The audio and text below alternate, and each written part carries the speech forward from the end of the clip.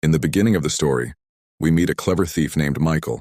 He was being sent to the world's most secure prison to serve a life sentence for the crime of bank robbery. This prison was built on a small island in the middle of the ocean.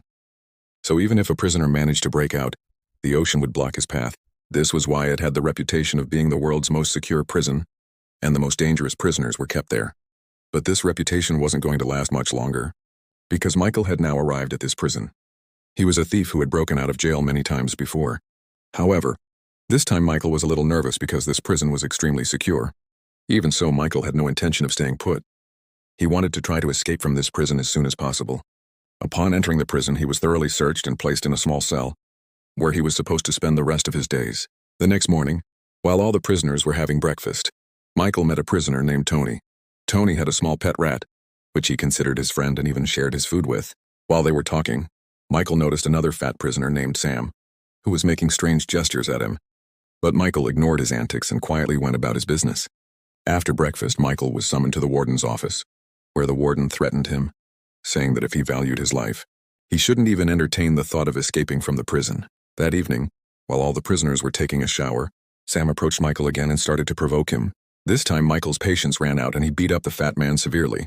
Seeing this, the other prisoners in the jail also became afraid of Michael, because he had defeated the most powerful prisoner there.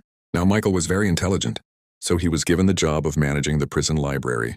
During this time, he met another prisoner named Peter, who was serving 2 life sentences for murder. Peter enjoyed reading history books. Gradually, the two became good friends. A few days later, Michael met a prisoner named George, who was a talented painter. He spent his entire day painting to cope with his loneliness. Some days passed, and one day Michael asked Peter about the prison. Peter told him that escaping from here was nearly impossible, because the prisoners were counted 12 times a day, and guards were always stationed all around the prison, ready to shoot anyone attempting to escape on the spot. Even if someone somehow got out, they would drown in the cold ocean waters. That night, a guard told Michael that he could get a job as a carpenter, for which he would be paid 15 cents per hour. The next day, when Michael was in the compound, Sam attacked him again. A fight broke out between the two, and when a guard tried to intervene, Sam stabbed him with a knife. After this fight, both were put in a dark cell. Michael was furious because he had only been trying to defend himself. 2 days later, when he was released, Tony sent him a small welcome note via his pet rat. A new prisoner named Max had now arrived in the cell next to Michael's. He was imprisoned for a major robbery. One day, while the warden was doing a cell check, his eyes fell on George's room. The room was filled with paintings, one of which was a portrait of the warden himself. However, the warden absolutely hated the painting. In a fit of anger, he had all the paintings removed from George's room and banned him from painting. George was now forbidden from painting in the prison. This decision broke George's heart, as painting was his entire life. The next day, while all the prisoners were working in the workshop, Michael noticed that George looked very sad. Michael told a guard to keep an eye on George, but the guard ignored him and sent Michael back to his work. While working, George suddenly picked up a hammer and deliberately cut off 3 of his own fingers. The guards immediately rushed him to the hospital. Michael stood in a corner watching the entire scene unfold. That night, as Michael was in his cell, he noticed a pipe from which a bug was crawling out. Seeing this gave him the idea that there might be a path leading outside underneath that pipe. The next day, while having a meal in the mess hall, Michael met John and Clarence. They were brothers, and Michael already knew them from a previous prison where they had all been together. They began discussing the prison's security and potential escape methods. It was during this conversation that the idea of escaping from this prison first truly formed in Michael's mind. That night, after the guards had completed their rounds and left, Michael took his nail clipper from his Bible and started digging into the wall around the grill of his cell. As he worked, he noticed that the walls had become old and damp from the sea's moisture, and the plaster was coming off very easily. The next day, Max's wife came to visit and told him that his mother was very ill. "The doctors say your mother only has a few months left," she said. Hearing this, Max was devastated, and the idea of escaping from the prison was born in his heart so he could see his mother one last time. After the visit, he returned to his cell and told Michael, "If you are making a plan to escape this prison, I am with you." The next morning during breakfast, Michael explained the entire plan to his friends. He told them that the walls had been weakened by the sea's moisture, and they could remove the ventilation grills to get into the pipe system and out. However, the problem was how to cross the ocean and reach the mainland.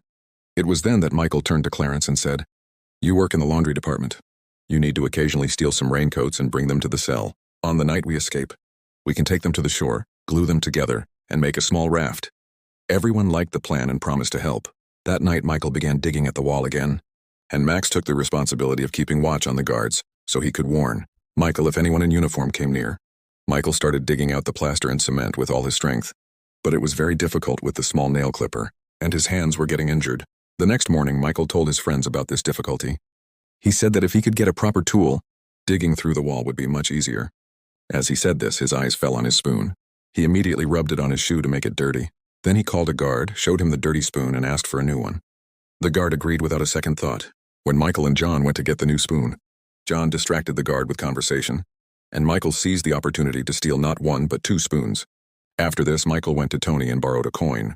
That night in his cell, he lit a small fire, melted the spoon, and fused it onto his nail clipper to make the tool stronger and longer. Now he had a sturdy, functional new tool. He immediately started digging at the wall with it, finding it much easier than before. That same night, while Michael was busy working, a guard came very close to their cells. Max, who was on lookout, didn't see him coming, but Peter created a distraction just in time. Seeing this, Michael quickly covered the hole and rushed back into his bed.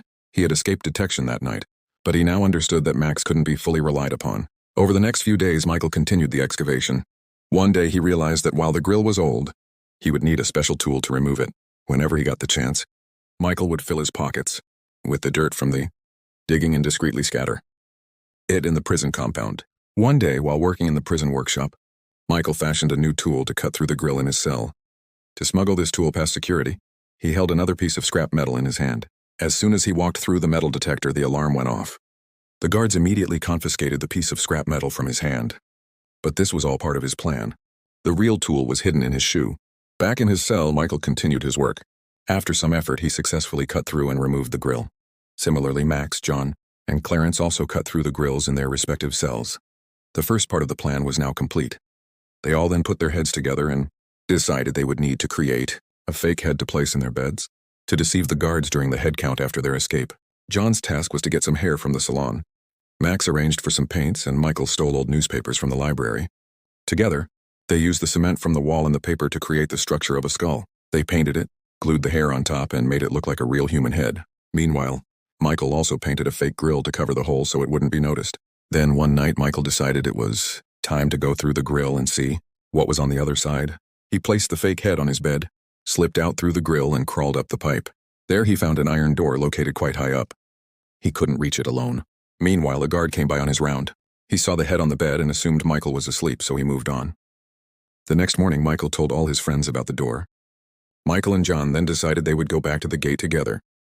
That night, while everyone was asleep, the 2 of them slipped out of their cells and reached the gate. Michael climbed onto John's shoulders to reach the gate and inspected it carefully. He realized that if they could get one more strong tool, they could cut through the iron gate. The next day, while everyone was in music class, Michael spotted a broken fan. He thought it could be used to make a useful tool. As soon as the class ended, he hid the fan in a toolbox and calmly walked it out of the music room. Back in his cell, he took the fan apart and used its motor to create a new, powerful tool capable of cutting through the gate. That night, Michael and John again slipped out of their cells and reached the gate. Working together, they began cutting it. The guards heard some noises but thought it was a minor sound and moved on. After a lot of effort, the gate was cut open and both returned to their cells.